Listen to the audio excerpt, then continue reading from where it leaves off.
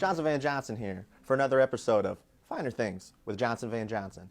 Boy, we've got a great show lined up for you today. We just had another event at RCW Defiance in Litchfield, and we have much to get through. A lot of things happened that we have to fill you in on, plus our first ever annual Ruby Awards. What are those? I'll let you get more information on that later in the show. And of course, a star-studded roster. Burt Reynolds will be here. Book it, mark it down. I know I've been promising him. I know we've had scheduling conflicts, but there is no way he will not be on the show, so be ready. But first, as always, we're going to go ahead and get my man, the Canadian champ, the leader and co-leader of the Foreign Solution, Brady Shadeux. Let's go to it. So, as you can see, I'm joined now by Brady Shadeux, the Canadian boss, the one and only. And we had such a great time in Litchfield. We got to do something special that we don't normally get to do. What was that, Brady? Well, at the end of the day, I'm looking good and I'm feeling like a villain should. But we went on color commentary, baby. That's right. We treated the fans. They didn't know that you could talk. They knew that you could wrestle. They knew that you had muscles. They knew that you had pizzazz. But they didn't know that you knew what you were doing when it came to calling a match. And you got to call quite a few matches there, didn't you? I did. Well, I'm glad that you did. We had a lot of fun doing it, and we had a lot of matches to call that were really great, but we need to let the viewers who weren't there know what really happened. There's a big, juicy secret, and that is a lover's quarrel, Chaos and Riot, former RCW tag champions, former RCW. They walked in that building, they said, hey, look, we got belts, we're the champs, everything's fine, and then no, we don't have them. What happened? They're not here anymore. And so if you're back there and you're wondering what happened because you weren't able to get into Litchfield, it was sold out, another great show. Everybody was there, the standing room only. Not everybody's lucky enough to get a ticket always. But if you weren't there, I'm going to fill you in on what happened. Chaos and Riot, they walked down to the ring. As you know, Chaos is injured from the show January 20th, so he cannot wrestle. Riot leaves him. Just leaves him, flat out leaves him in the ring. He doesn't know what to do. All of a sudden, the commissioner strips him of the titles. There's a four-way tag match for those vacant titles, and now we got new tag champions in the form of Gage Evans and Bad News Bronson. What are your thoughts on those matches? We had some great matches. They fought the Sabotage Squad, some pretty quality. What do you think?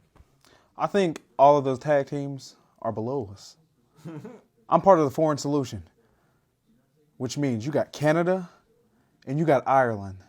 Two elite countries. We're taking over. So those two playboys who got those tag team championships, hold on tightly because we will have those in no time.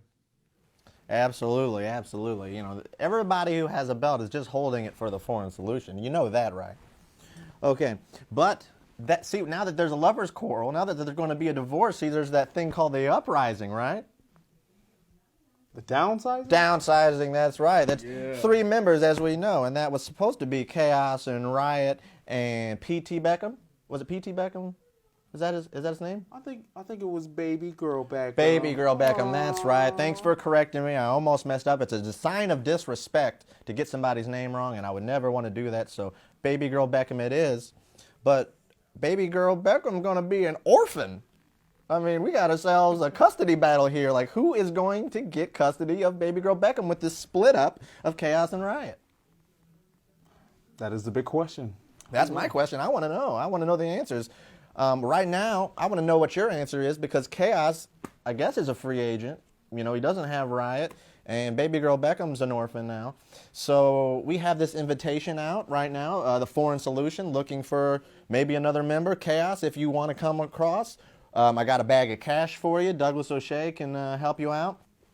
And I want you to keep this in mind, okay, Chaos? See, I'm not going to say that I'm a doctor because I'm not, and that would be illegal. But I'm not going to say that I'm a psychologist because I'm not. But I did go to school and read a psychology book. And I do have a book that would be perfect for you in your new condition. It's called Healing Your Aloneness and Finding Love and Wholeness Through Your Inner Child. I think it would be perfect if you're going through a big split right now with Riot. What better way to get over that than to get in touch with the real Chaos? And I could help you with that. if you join the Foreign Solution. We got a vote going up right now on Douglas O'Shea's Facebook page. Do you want Chaos to join the Foreign Solution? All you got to do is vote yes. Everybody's going to vote yes, and then we'll have ourselves a new member. Everybody be happy. Brady, I don't think he's happy, though. And why is that? I saw you shaking your head over there. You know, you don't want the Foreign Solution all to yourself? Well, you know, that old saying, if you can't beat them, join them. And I think that's what he's trying to do. But we don't need that bum. That man need to continue to shave that bald head of his and go kick rocks. At the end of the day, we are the Foreign Solution.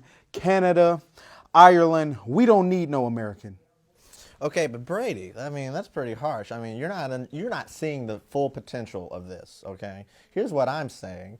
You know, he comes across the border. He's on the Foreign Solution. He's on our payroll. That means he's our minion. We could have him do whatever we want. We don't even have to have him wrestle anymore. What better way to upset the American fans, which is something that we both like to do, than to take a wrestler that they love, sign him, and then put him on a shelf. And then they don't even get to watch him. Not that we would do that. But money talks. And see, he might act like he doesn't want to be a member of the Foreign Solution. But if this vote comes out the way that I should, that means that the fans want it. And the other thing is, the money's there. So you have that open invitation. Now, we'll move on. We've already spoken enough about irrelevant people. Because they're irrelevant people. So Pretty Boy Floyd is the new champ of RCW, and you have to respect it. The leader of the Gentlemen's Club, he got it done. He got it done. They said that he didn't really win the title at Quincy, but I was there ringside, and I witnessed it. I witnessed him knock this man out, pin this man. There was a 3 count. He took the man's belt, and then what, you're going to say he's not the champion anymore? But I will say this. I don't give a lot of compliments to Wicked. You know that. I know that. We don't see eye to eye. But he's a cunning strategist. I have never seen strategies employed like this man can employ. That's got to be how he became the champ, because he's got that raw power. He's got that look. He's a scary guy. And then he walks in there as the champion, and then he employs his strategy, which consists of having his opponent beat the ever-loving crap out of him for the entirety of the match.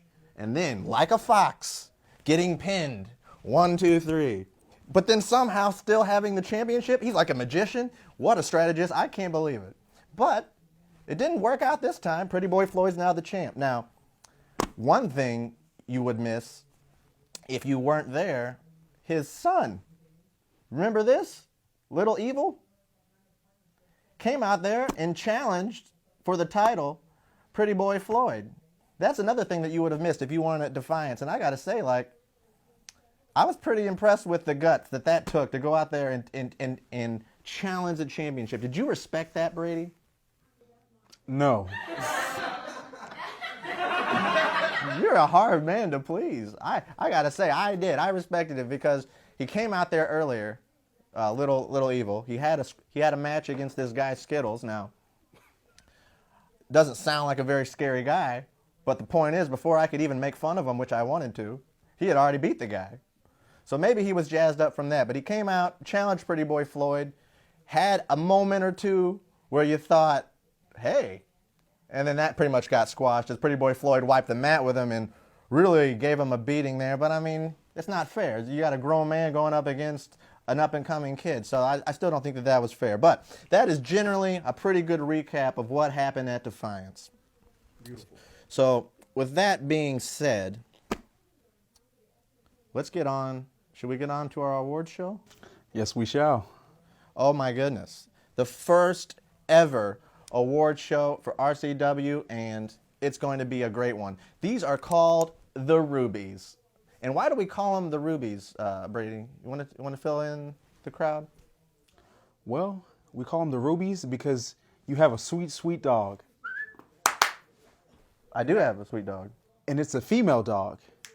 Yes, it is. See, I love dogs. I have a female dog here.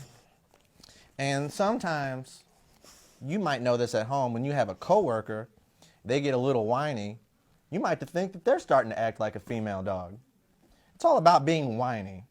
But at the same time, we would like to appreciate all the people who have been whiny and been acting like female dogs and getting all in their emotions with the Ruby Awards. This is the Music Center in Los Angeles, California, where these crowds have been gathering since dawn today, and where the excitement has been building up to this climactic moment.